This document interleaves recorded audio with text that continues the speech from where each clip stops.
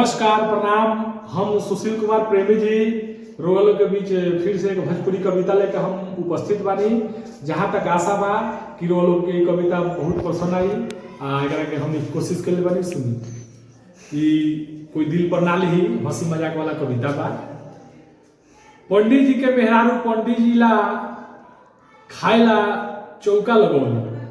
पंडित जी के मेहरारू पंडित जी के खाएला चौका लगौली। चौका लगा के दरी बिछौली। चौका लगा के दरी बिछौली। दरी बिछा के पंडित जी के बुलौली। दरी बिछा के पंडित जी के बुलौली। पंडित जी के बुला के पंडिताइन कहली आई ना जेली। पंडित जी के बुला के पंडिताइन कहली आई ना जेली। पंडित जी प्रेम से आके लगनी जेबे और पंडिताइन लगली पंखा के हवा देवे। पंडिताइन लगली पंखा के हवा देवे। ई सब जजमान के देख के मन में आई इतना प्रेम से कहा कहियो खाना भेटाई। जाके जजमान मेहरारू से अपन कहले। जाके जजमान मेहरारू से अपन कहले। उनका मन में जौन बात रहले उनका मन में जौन बात रहले। एक बात देखनी पंडित जी के घर ई देख मन गइल भर। ई देख मन गइल भर। जजमान कहलन कि बड़ा प्रेम से पंडिताइन पंडित जी के बोलवली आ बड़ा प्रेम से चौका लगवली। चौका लगा के कहली आई ना जेली। चौका लगा के कहली आई ना जेली। मन आवे कि हमहू ऐसे जैती का कहीं हमहू ऐसे खैती। का कहीं हमहू ऐसे खैती। मेहररुआ कहलक ई कौन बड़का बात बा। जजमान के मेहरारू कहली। मेहररुआ कहलक ई कौन बड़का बात बा। उनका से कहवा कम हमारा औकात बा।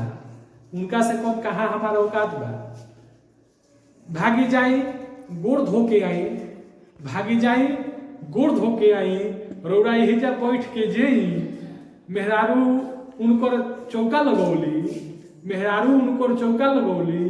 बैठेला उनका के बिठई धैली। बैठेला उनका के बिठई धैली। घरे में से चिलैली सुनतानी। घरे में से चिलैली सुनतानी आके रौरा जेली। आइल देख उनका के अपने हाथ में पंखा ले ली। आइल देख उनका के अपने हाथ में पंखा ले ली। जजमान अभी तो बिठई पर बैठते रहल। बैठते बैठते में बिछी मार दिहल। अब तो उ लागल चिल्लाए। अब तो उ लागल चिल्लाए। खाना छोड़ लागल गिलगिलाए। एक दिन जेवला में ऐसन बाप रे। एक दिन जेवला में ऐसन पंडित जीवा के रोज जेवे में कैसन। पंडित जीवा के रोज जेवे में कैसन। बाप रे एक दिन जेवला में हमारी हाल। बाप रे मन गिरल पीड़ा में मन भइल बेहाल। बाप रे मन गिरल पीड़ा में मन भइल बेहाल।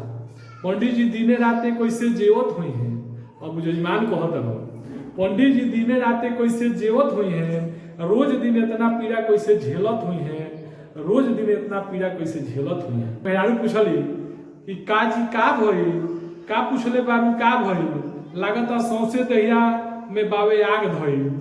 लागता सौंसे दहिया में बावे आग धइल। आज से कहियो ना जेवल करब। आज से कहियो ना जेवल करब। आज से कहियो ना नकल करब। आज से कहियो ना नकल करब। धन्यवाद। नमस्कार प्रणाम। हम फिर से रोलों के बीच भोजपुरी कविता लेकर उपस्थित होकर धन्यवाद।